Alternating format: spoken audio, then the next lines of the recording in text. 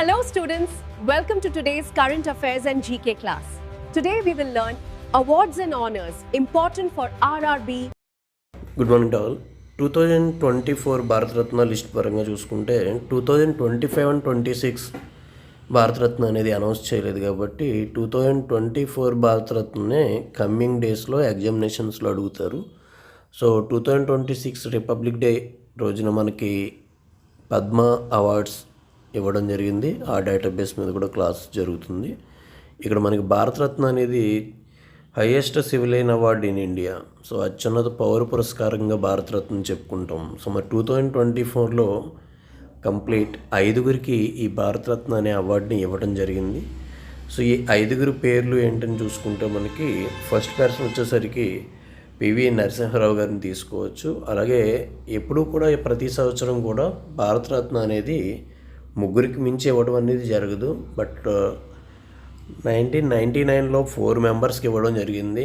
మళ్ళీ 2024లో 5 మెంబర్స్కి ఇవ్వడం జరిగింది. సో భారతరత్న అనే దానికి సంబంధించి చూసుకుంటే పివి నరసింహారావు గారికి ఇచ్చారు. ఆయన మనకి మాజీ ప్రధానిగా వర్క్ చేయడం జరిగింది. ఈయన మనకి ఎల్పిజి అని మనం చెప్పుకుంటాం మనం. సో లిబరలైజేషన్, ప్రైవేటైజేషన్, గ్లోబలైజేషన్, ఈ ఎల్పిజి అనే ఒక కాన్సెప్ట్ని తీసుకొచ్చినటువంటి పర్సన్గా ఈయన గురించి మనం ఇండియన్ ఎకానమీలో చెప్పుకుంటాం. అలాగే ఆయన పరంగా చూసుకుంటే 61 సంవత్సరాల తర్వాత మనకి మళ్ళీ భారతరత్నకి ఒక తెలుగు వ్యక్తికి రావడం జరిగింది అనేది కూడా ఇక్కడ హైలైట్గా చెప్పవచ్చు.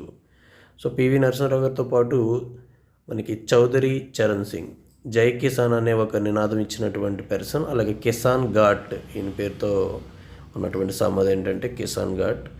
సో ఈయన సమాధిని కిసాన్ ఘాట్ అని పిలవడం జరుగుతుంది. సో ఈయన కూడా మనకి మాజీ ప్రధానిగా పనిచేశారు. ఈయన్ని రైతు నాయకుడు అని చెప్పి అంటారు. సో జమీందారీ వ్యవస్థ ఏదైతే ఉందో దాన్ని రద్దు చేసినటువంటి చట్టాన్ని తీసుకొచ్చిన పర్సన్గా కూడా ఈయన్ని మనం చెప్పుకుంటాం. నెక్స్ట్ వచ్చేసరికి MS Swaminathan, father of green revolution. So father of Indian green revolution అంటాం ఈయన్ని. ఓకే, సో ఈయన వచ్చేసరికి చూడొచ్చు మనం ఆల్రెడీ. ఈయనకి వరల్డ్ ఫుడ్ ప్రైజ్ కూడా రావడం జరిగింది. సో చౌదరి చరణ్ సింగ్ తర్వాత మనకి ఎంఎస్ స్వామినాథన్ గురించి ఇక్కడ మనం ఇంపార్టెన్స్ తీసుకోవాలి. అలాగే కర్పూరి ఠాకూర్ వచ్చేసరికి ఈయన బీహార్కి సీఎంగా పనిచేయడం జరిగింది. ఈయన్నే జననాయక్ అని కూడా పిలవడం జరుగుతుంది. So next Lal Krishna Advani, LK Advani అని చెప్పి అంటాం. సో ఎల్కే అద్వానీ వచ్చేసరికి ఆయన మనకి మాజీ ఉప ప్రధానిగా పనిచేయడం జరిగింది. సో అయోధ్య రామ మందిర్కి సంబంధించినటువంటి ఉద్యమకర్తగా కూడా ఈయన గురించి మనం ఇంపార్టెన్స్ చెప్పుకోవచ్చు. అండ్ ఎల్కే అద్వానీ, వాజ్పేయి వీళ్ళిద్దరూ కూడా బీజేపీని స్టార్ట్ చేశారని మనం చెప్పుకుంటాం. మీరు చూసేవాళ్ళు ప్రజెంట్ ఉన్న ఒకే ఒక పర్సన్ ఎవరు అనుకోవాలంటే మనం ఎల్కే అద్వానీ అనుకోవచ్చు. సో దానికి సంబంధించిన కింద చూసుకుంటే ఈ భారతరత్న అనేది ఏదైతే అవార్డు ఉందో దీనికి సంబంధించినటువంటి ఈ కంప్లీట్ కింద ఇచ్చినటువంటి డేటాబేస్ని చూసుకుంటే మనకి ఈ మెడల్ ఒక రావి ఆకు ఆకారంలో ఉంటుంది. అలాగే ఒక స్వచ్ఛమైన రాగితో తయారు చేయబడుతుందని చెప్తున్నాడు. అలాగే మనకి సూర్యుని యొక్క బొమ్మతో ప్లాటినం బొమ్మగా తయారు చేయటం ఉంటుంది అని చెప్పి చెప్తున్నాడు. నెక్స్ట్ కింద చూసుకుంటే నగదు బహుమతి అనేది ఎప్పుడు కూడా భారతరత్న అనే అవార్డు చాలా గ్రేట్ అవార్డు, కానీ దానికి క్యాష్ ప్రైజ్ అనేది ఎప్పుడు కూడా ఉండదు. సో ఒక సర్టిఫికెట్ అనేది ఇస్తారు, దాన్నే సనద్ అని చెప్తున్నారు.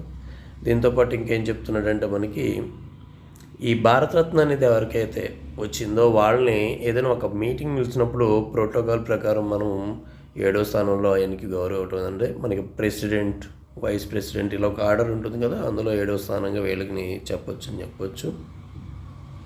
అలాగే జీవితకాలం పాటు రైల్వేలో మరియు ఎయిర్ ఇండియాలో ఫ్రీగా ట్రావెల్ చేయొచ్చు అని చెప్తున్నారు. 1954లో ఈ అవార్డు ప్రారంభమైనప్పుడు సిఆర్ఆర్ అని చెప్పంటాం, రాజాజీ అని చెప్పంటాం, సి రాజగోపాలాచారికి ఇది రావడం జరిగింది. ఫస్ట్ భారతరత్న పొందిన వ్యక్తికి ఈయన చెప్తాం. సెకండ్ ఎవరంటే సర్వేపల్లి రాధాకృష్ణన్. సో ఈయన్నే మనం టీచర్స్ ప్రెసిడెంట్ అంటాం. ఫస్ట్ వైస్ ప్రెసిడెంట్గా చేసి ప్రెసిడెంట్ అయిన వ్యక్తిగా కూడా ఈయన గురించి చెప్తాం. తర్వాత సివి రామన్, అలాగో తెలుసు. సివి రామన్ బర్త్డేనే మనం ఏమని చెప్పుకుంటాం. సివి రామన్కి సంబంధించినటువంటి ఇంపార్టెన్స్ ఏంటంటే మనం ఫిబ్రవరి 28 ఏదైతే ఉందో దాన్ని నేషనల్ సైన్స్ డేగా తీసుకుంటాం. బికాజ్ సివి రామన్ దాన్ని మనకి కనిపెట్టిన రోజు కాబట్టి. సో అది బాగా గుర్తుపెట్టుకోవచ్చు. ఫిబ్రవరి 28, 1928.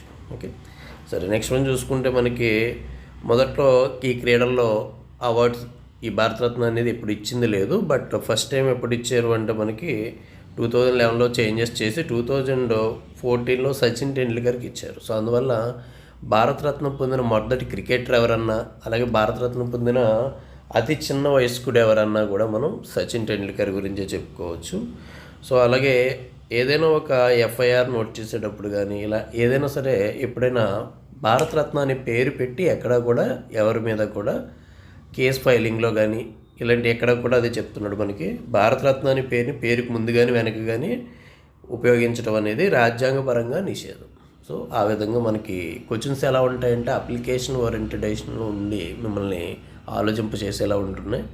సో భారతరత్నకు సంబంధించిన 2024 డేటా ఎందుకు చూసుకోవాలి అంటే 25 and 26 అనౌన్స్మెంట్ చేయలేదు కాబట్టి 2027 వరకు కూడా లేదా 28 వరకు కూడా మళ్ళీ భారతరత్న అనౌన్స్ చేసే వరకు ఈ భారతరత్న టాపిక్లో మీరు ఎవరి పేర్లు అయితే చూసారో ఈ 5 మెంబర్స్ గురించే మీకు ఐడియా ఉండాలి. క్వశ్చన్ ఏం చేస్తున్నాడంటే భారతరత్న అవార్డుకు సంబంధించి కింది పాయింట్స్లో ఏది సరైనది కాదు అని చెప్పి 4 పాయింట్స్ ఇస్తున్నాడు.